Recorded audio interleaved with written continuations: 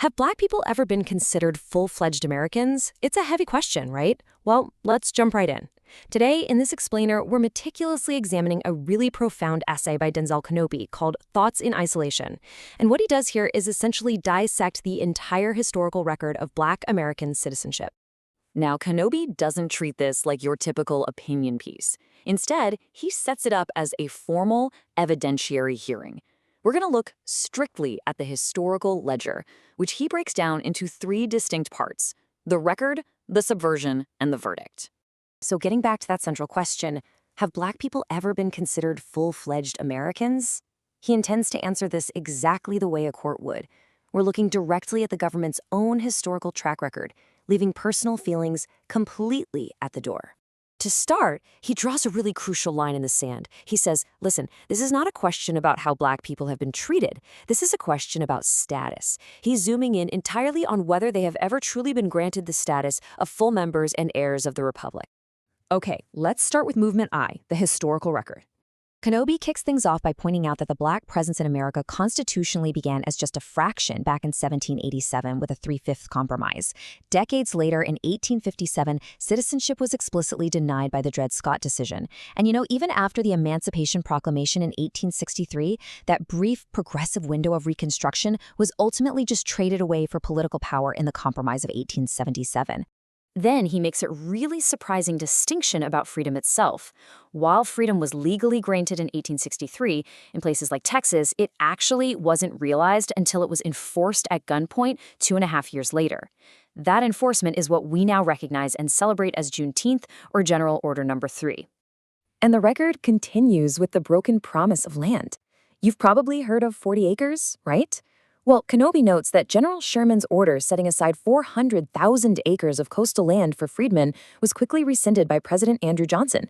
So without this land, freedmen were just funneled directly into sharecropping under these newly written oppressive black codes. It essentially reconstructed slavery in everything but name. Fast forward a bit into the modern era, and Kenobi identifies this post-1968 period as an era of permission. He argues that participation in American life was carefully allowed step by step, from a national holiday in 1983 all the way to a Black president in 2009. But here is his point. True citizens do not require a revocable permission slip to belong. That brings us to Movement 2, the subversion. Here, we see that historical progress wasn't just slow, it was systematically subverted. To explain this dynamic, Kenobi brings in a really fascinating biblical parallel. Let us deal wisely with them lest they multiply. He compares the American dynamic to Pharaoh's fear of a thriving Israel in the book of Exodus. He argues that the oppression that followed wasn't just blind hatred. No, it was a highly calculated strategy of prosperity control, basically dressed up as statecraft. And the sheer scale of this prosperity control, it's honestly staggering. We're talking about a pattern spanning decades, from Memphis in 1866 to the thriving commercial district of Tulsa's Greenwood in 1921 and the landowning farmers of Elaine, Arkansas. Kenobi shows a clear pattern here. Whenever Black communities produced wealth on a large scale, the response was swift destruction by fire and force. So how on earth was all this violence justified? Well, Kenobi points to the courageous investigative work of journalist Ida B. Wells. She exposed the pretext machinery at play, documenting that while these destructions were often triggered by sensational allegations, those accusations were really just the match. The actual fuel, the real underlying reason for destroying these communities, was always Black prosperity and economic independence.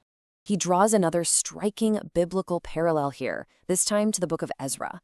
In Ezra chapter 4, the rebuilding of Jerusalem was violently halted because it threatened the king's revenue and economic control. Kenobi points out that just as the ancient exiles were stopped to protect the king's tribute, Black economic independence in America was repeatedly stopped by violence for the exact same reason. Now, when this history comes up today, you usually hear one of three familiar dismissals. It was so long ago, get over it, or I didn't do it. But Kenobi argues these aren't actually arguments at all. He says they are simply the sounds a debtor makes when the ledger is produced. And to really tackle that specific I didn't do it trope, he uses the story of King Ahab. Ahab kept his hands totally clean during the murder of Naboth, but he eagerly stepped right in to inherit his stolen vineyard. The point here is that modern beneficiaries might not have swung the torches themselves, but they inhabit a massive wealth gap created by their predecessors. Essentially, they're standing right there in the stolen vineyard. Which finally brings us to Movement 3, the verdict. 6 times. According to the Federal Reserve, the median white family's wealth is roughly 6 times that of the median black family.